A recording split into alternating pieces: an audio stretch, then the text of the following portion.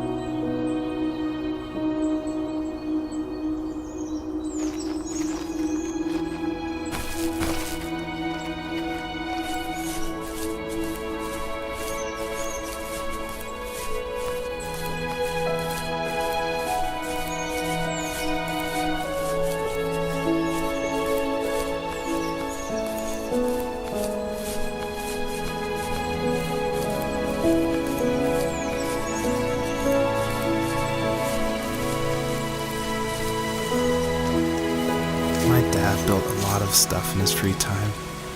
If he wasn't watching fly fishing or reading Tom Clancy novels, he was carving something. He made tons of birdhouses. Not that he was into bird watching, but I think he really missed working and adding on to the home. If he couldn't afford the time to build onto our own house, he would have to settle with watching birds move into their little homes. We kept an old mattress in the bed of that ugly yellow truck. So we would drive it deep into the woods and then watch the birds fly into their houses while the sun set. Usually it was accompanied by venison jerky or a cold Coke, but not a lot of talking, which is how we both liked it.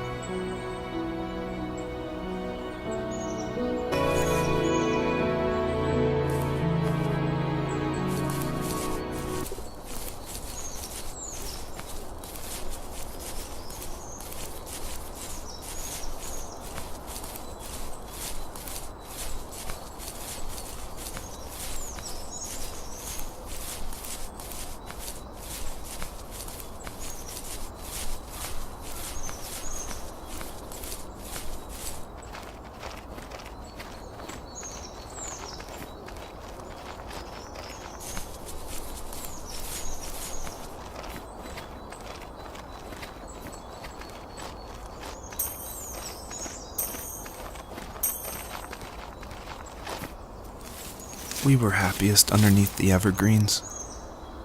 We decided it was time to finally map out the hundreds of acres we lived on just to pass the time during the summer. He was only free in the evenings, so I would spend the day wasting time on dial-up internet and sketching, and then we would rush into the woods, pen and map in hand, before evening fell.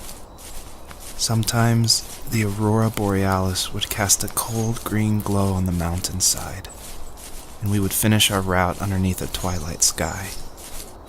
Sometimes I was lonely during those summer days, but there was comfort in the routine. A lot of teenagers aren't looking for the daily grind, though. There's nothing wrong with wanting to get out, to leave your childhood home. You wanted to progress, to make something of yourself. Yeah, you're right. That house. I'm sure it's the same as how I left it. But then why does it feel so different? I doubt you're the only adult to have looked back and asked that question.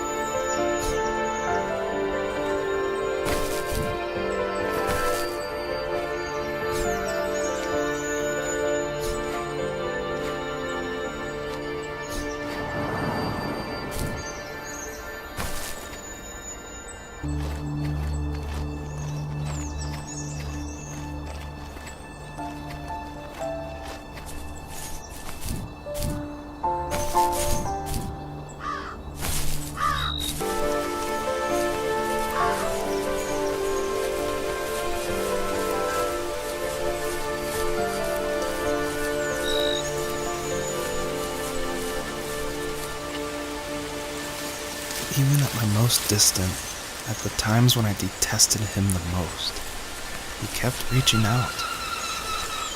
For a year straight, he asked me every week when we were going camping. I thought he was just dense. Eventually, to shut him up, I agreed. We carried out the worn lawn chairs from the garage and set up a cinder block campfire at the site we'd always used behind the house. We walked down the mountain path, talking in the warm sunshine we only got a couple months of the year. Those 3 obsidian rocks shimmered alongside the shore, almost like sparklers pressed against a dark window. I'll never forget that wet stone on my feet, or how those massive mountains looked even bigger in the lake's reflection. I felt small, but grateful.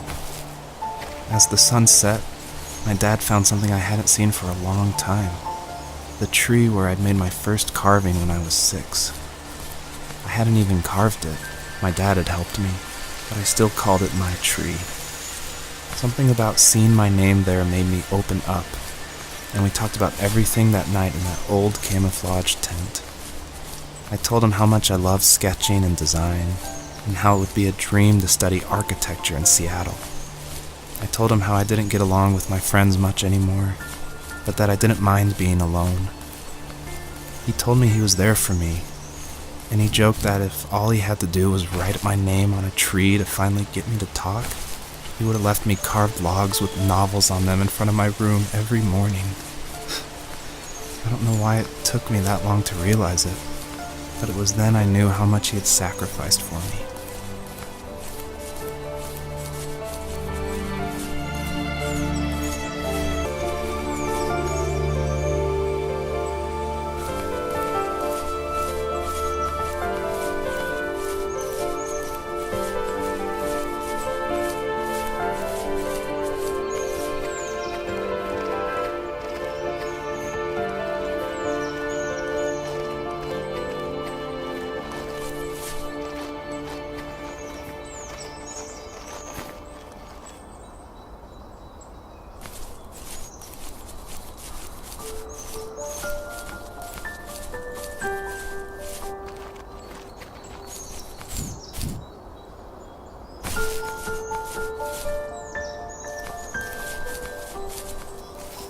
My dad only had a few mementos in the house from his time in the army. One was an old photo of his platoon, and the other was a pair of framed certificates. I like to think he kept those things so he would always remember the people he served with, and remember he kept his honor. In his mind, every other memory wasn't necessary.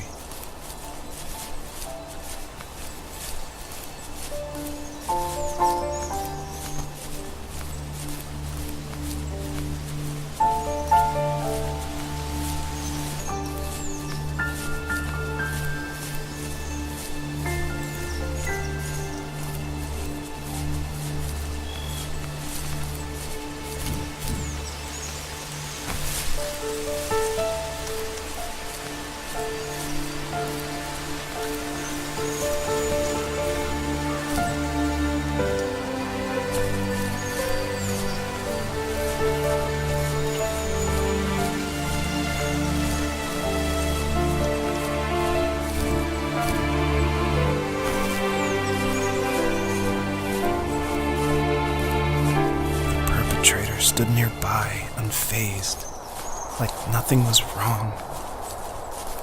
My dad is dead, and he's never coming back, Rachel. I can tell you these stories, but I can never reminisce with him again. He can never hold a grandchild that we'll probably never be able to have. I can never talk to him again, and I'll never be able to say I'm sorry for everything.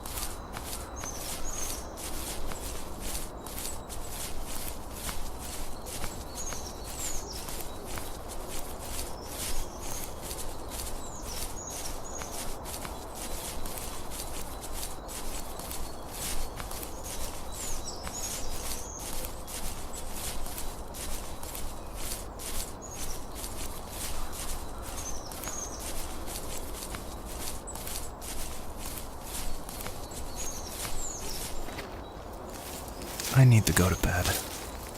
I just can't talk about this anymore. Good night.